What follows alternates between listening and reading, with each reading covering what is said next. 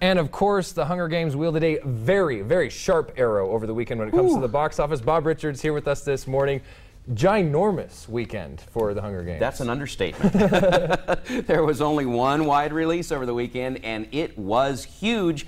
The Hunger Games broke records for ticket sales with the biggest non-sequel opening ever, $155 million, and the third biggest opening of all time behind the Harry Potter finale and 2008's The Dark Knight.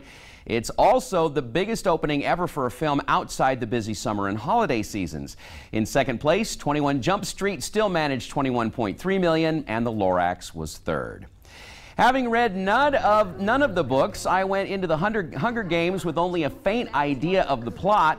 In the future, America has degraded to a totalitarian state where teenagers are compelled to fight to the death for a reality TV show.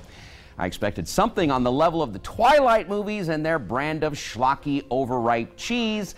Instead, I was treated to a compelling, albeit harshly disturbing story where almost 24 kids will kill each other.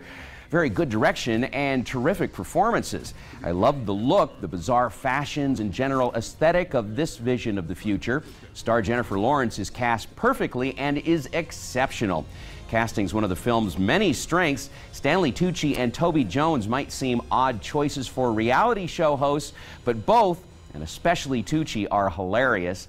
An unrecognizable, garishly made-up Elizabeth Banks is surprisingly good as she flitters around the screen.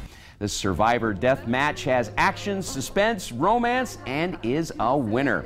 The hardest part to handle about the Hunger Games is the shaky camera work. Well, that and the specter that in the distant future, reality television will still be with us. 4 stars out of 5.